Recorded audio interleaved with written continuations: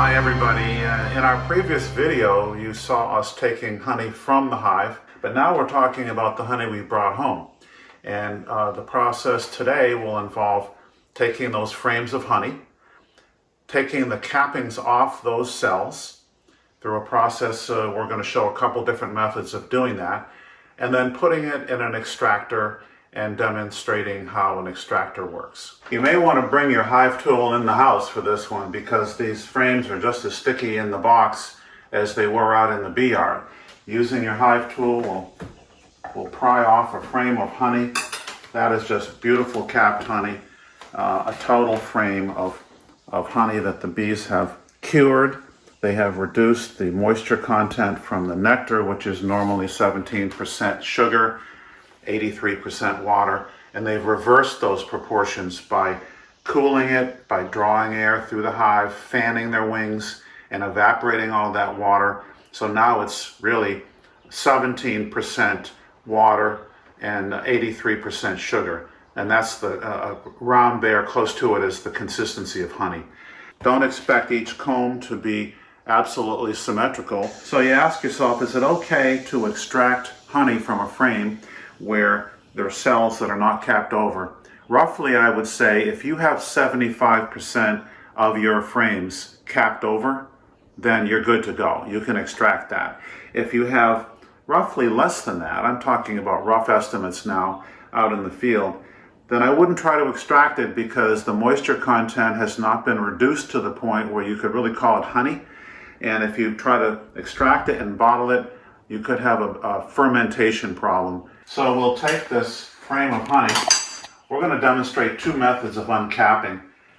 This method is really the old-fashioned method. If you can buy a uncapping knife, which is really nothing more than a dull knife, much thicker, but like this, attached to a cord that plugs in, and that cord heats up the steel that then melts this wax so you can make a nice clean cut. I don't prefer those because they tend to scorch the honey a little bit. I think it affects the flavor. And also, the uncapping knife is a much thicker gauge of steel, and it's a much rougher cut. I prefer something a little bit more thin and flexible to get down inside that frame. Beginning beekeepers may not have very many materials to work with. An uncapping knife is probably a $50 investment, and an uncapper, which we'll be using in a little while, is probably a $400 investment. So we're going to make a cut. And these are the cappings that we're taking off. We are going to try to lean this frame over the uncapping basket here in order to have it all drop down in as I'm slicing it. So we're capping it. It's not going to come out even.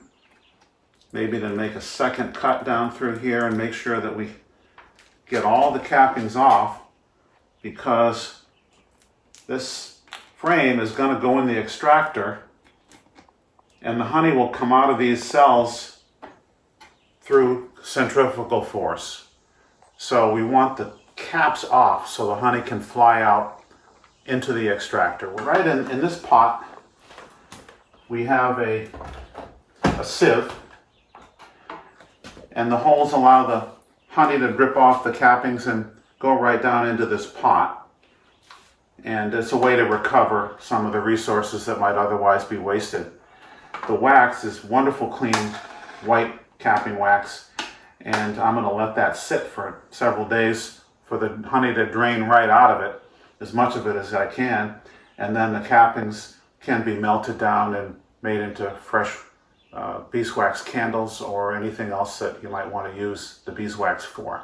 We're going to take the other side of this frame now, and we wanted to include this frame in the video to show that it's not all easy, that sometimes you get really difficult frames, and then you just work with what you have.